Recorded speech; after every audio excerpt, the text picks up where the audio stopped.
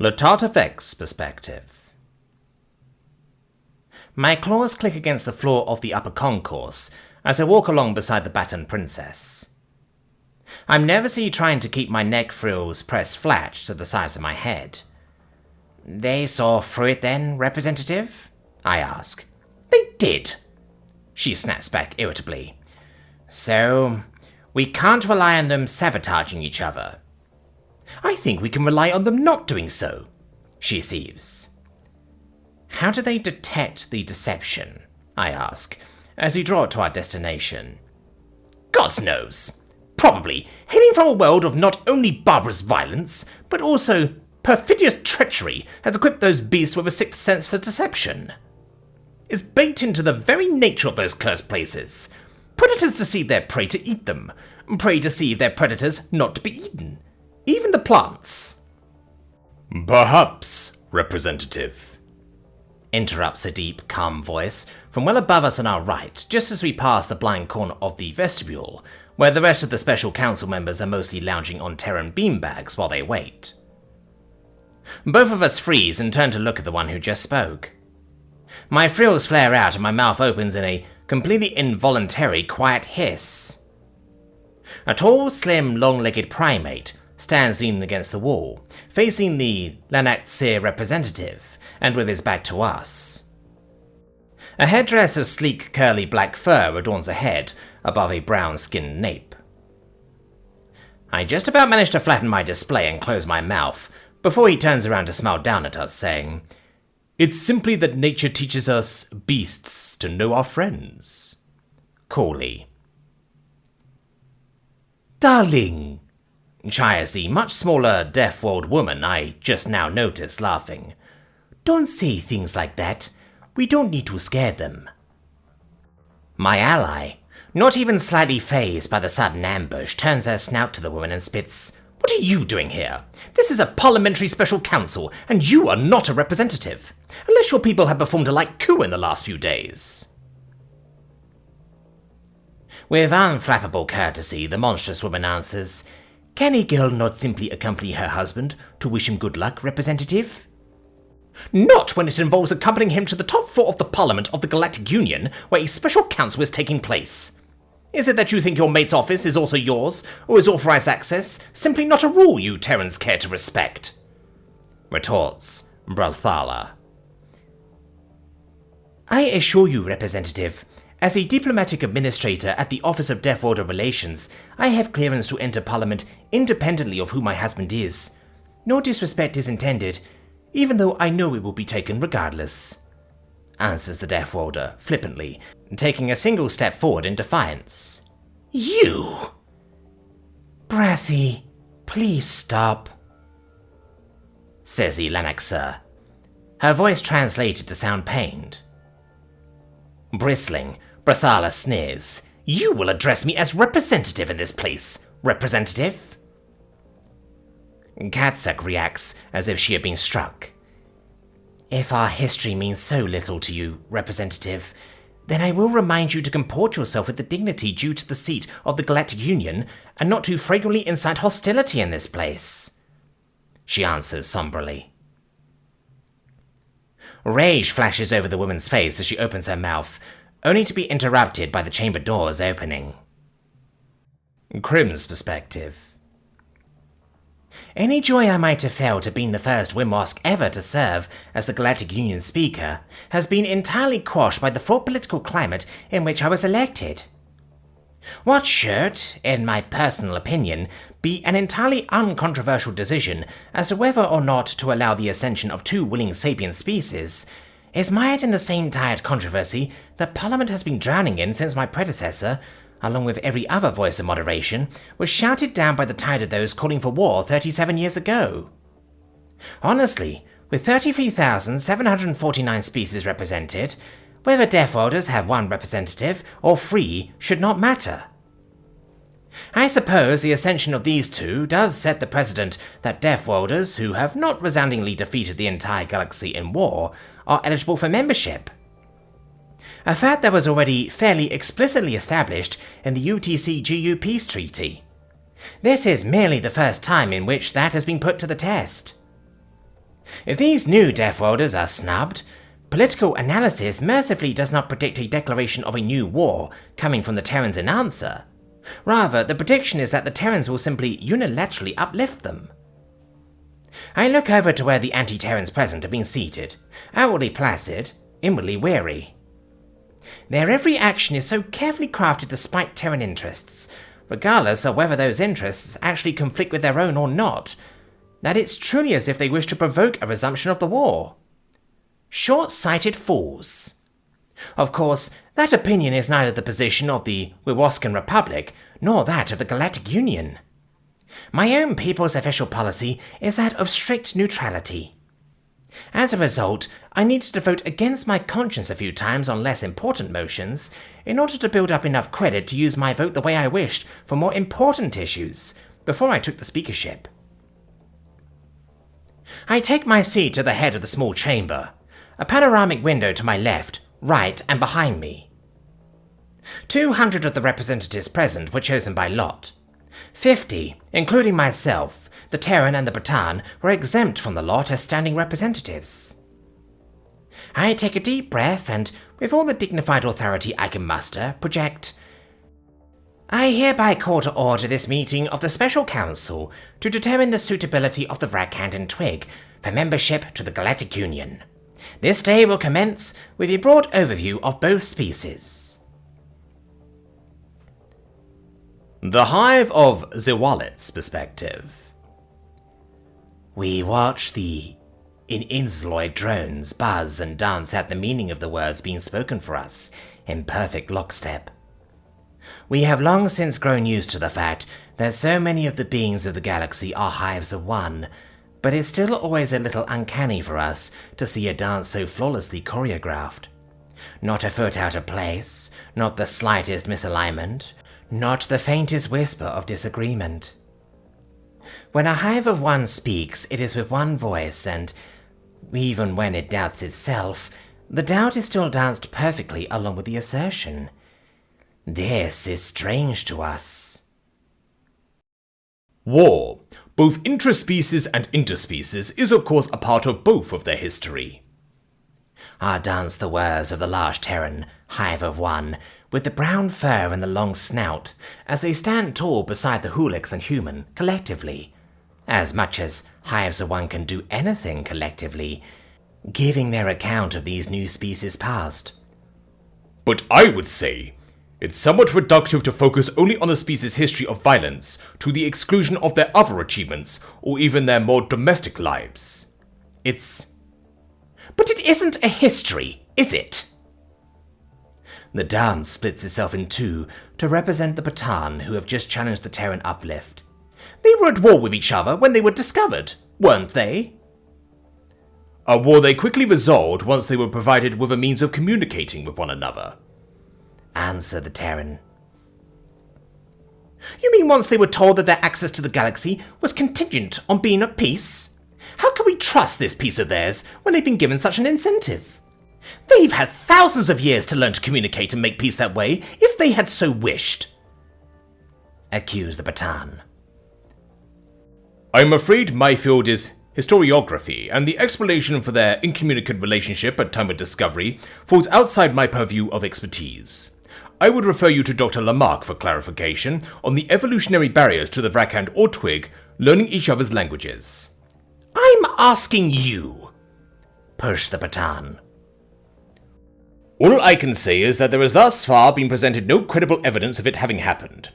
I can't say that it never did, nor can I say the reason it did not. I will not opine on matters outside my ability to opine on, in case I should speak in error. Say the giant snouted Terran hive of one.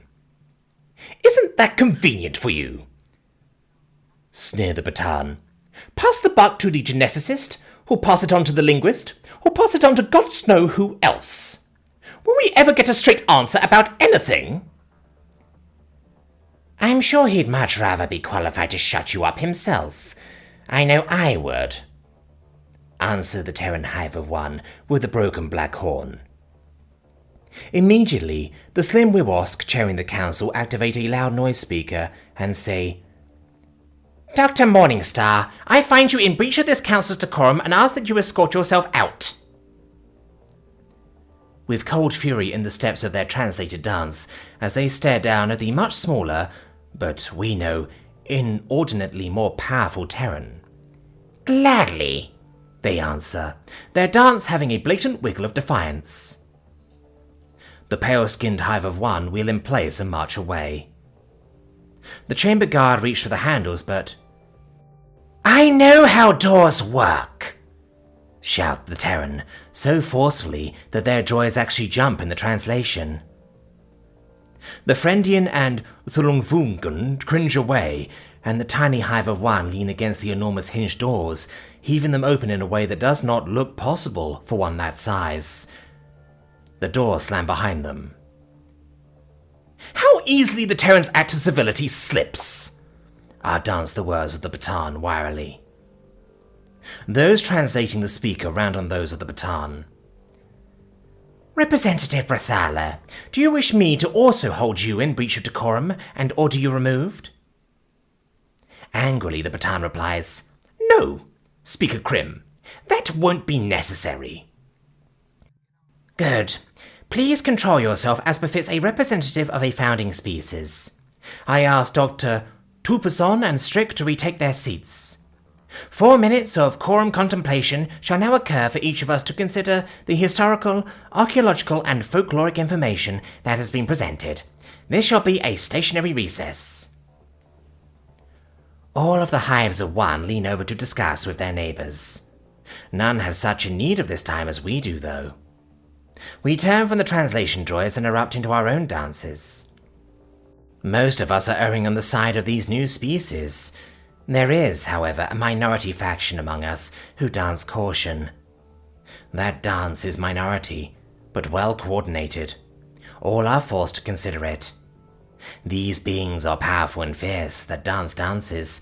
Who knows what they might do once they don't have small numbers and primitive technology anymore? It will be too late to stop them then. A swell of us answer, calling this paranoia. All species war. These are no different. The war of the billion hives, we remind ourselves. Not that any of our paths were born so long ago, but the memory is passed down to us from generation to generation. Zewalet was there. We fought our own kind. Can we judge these two for fighting each other? The Terran War, our caution urges, causing all dances to cease. 200,000 eyes turn to the new Death Worlders in this lull. Do we want to see the galaxy burn again? Horiko's perspective. I'm bored and uncomfortable. I press the scales on the underside of my tail into the hard bench to relieve some of the weight from my backside. I don't know how all these bony-ass species manage it. All this sitting still is giving me a dead butt, and Gorthor have the dubious distinction of most ample backside of any sapient species relative to body mass. I watch the Mughal representative, Latardvek, nervously try to keep his head frills from fanning out, but only really succeeding in looking like he's trying to fan himself with them. As he questions the formidable dodecapod woman, her feet buried in squashy green jelly shoes to protect the floor. Wonder what that stuff feels like. Bet it feels amazing. Maybe I could ask the ODR if they could get me some, or send me the instructions for its composition for a forge, maybe. Maybe I can make a mold of my backside out of it, and sit on it to make times like these, where my name gets drawn to participate in these dreary, dull council meetings, a little more bearable.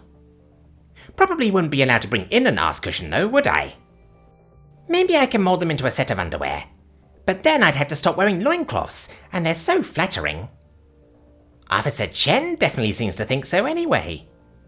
I thought his flirting was just Terran humour the first few times it happened, and of course I responded in kind, but then the joke just kept going, and going, and going, and now I find myself contriving reasons to visit the ODR every other week, just hoping to run into him.